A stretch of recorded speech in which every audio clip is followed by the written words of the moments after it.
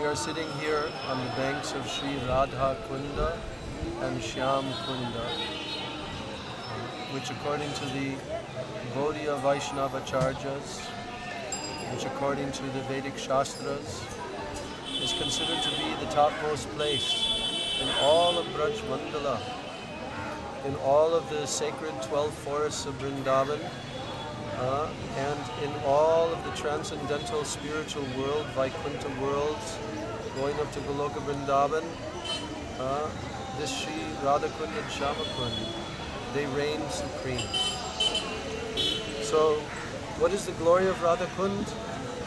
It is not something that is possible to describe in words, actually. It is only something that can be realized in the heart of the pure Vaishnavas.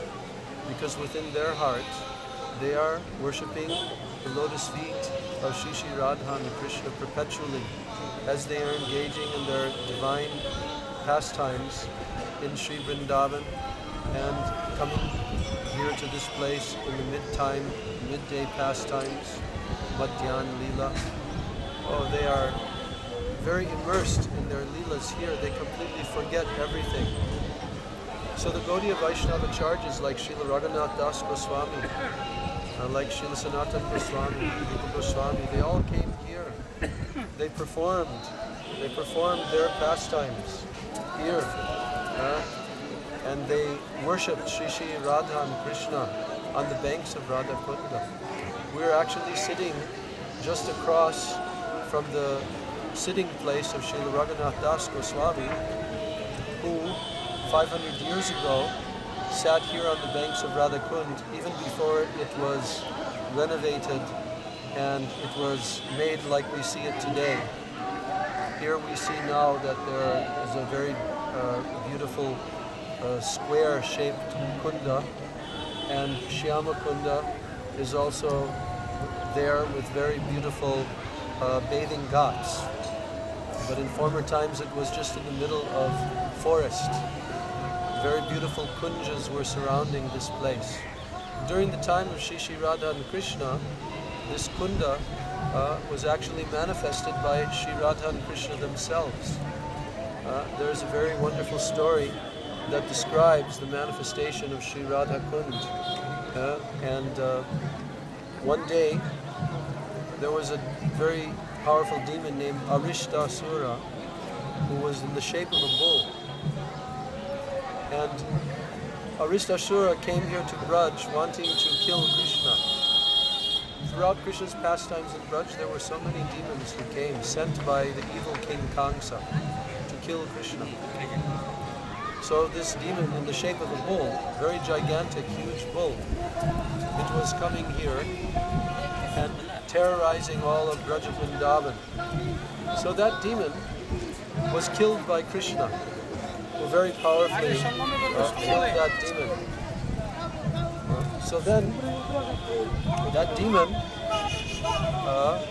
after killing the demon, then Sri Krishna wanted to meet with Srimati Radhika and the gopis. So when Krishna approached the gopis, and the gopis told Krishna, "Oh, you cannot come and touch us, because you are now impure. You have killed the bull." Because according to the Vedic custom, the bull is sacred, the cow is sacred.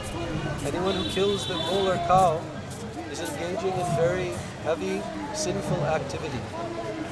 So, when the gopis told this, and Srimati Radhika told this to Krishna, then he said, "All right, well, how can you say that I've killed a bull? This was not a bull, actually. It was a demon who came in the shape of a bull." But then the gopis said, "Nevertheless, you've killed a bull. So you have to atone for all these sins. Now you are carrying so much sins, so you have to atone." This is the joking, loving exchanges of Krishna and the gopis. So then Krishna, telling the gopis, "All right, what must I do then to atone?"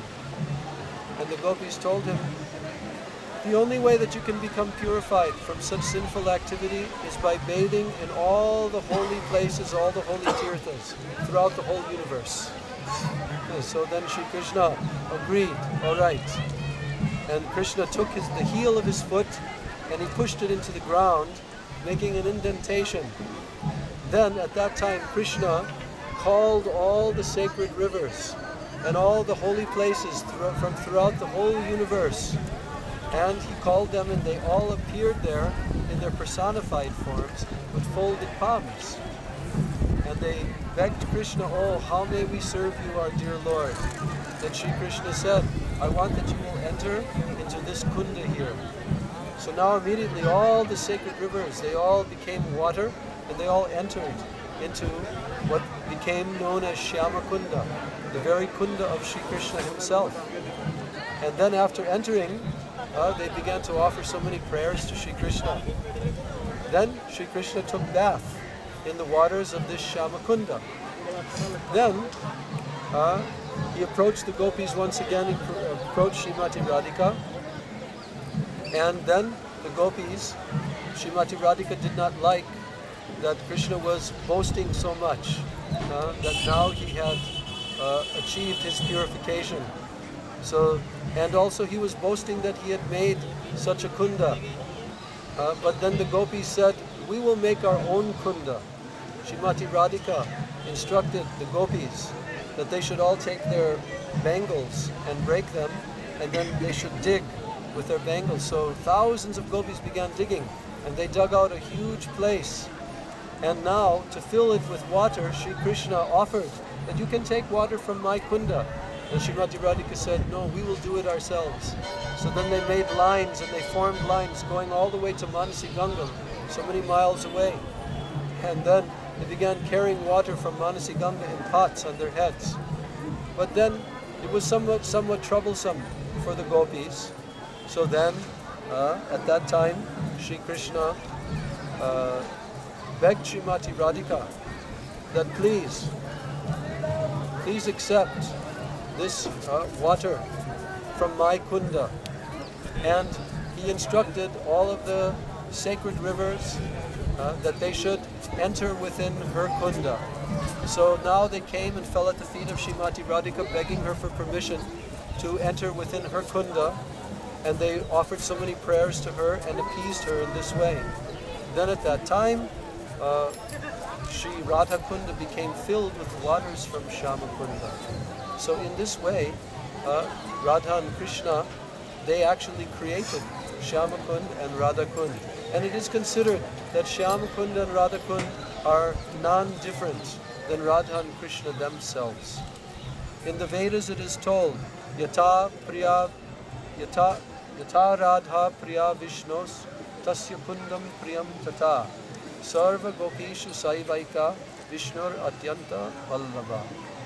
Here it is telling that in the Padma Purana that just as Srimati Radhika is the most beloved of Sri Krishna and is most dear to him amongst all of the Vrajabhumi, similarly her kunda is similarly as dear to Sri Krishna as Radha herself. So therefore this kunda, Radha-kunda, is considered non-different than Radha and Krishna.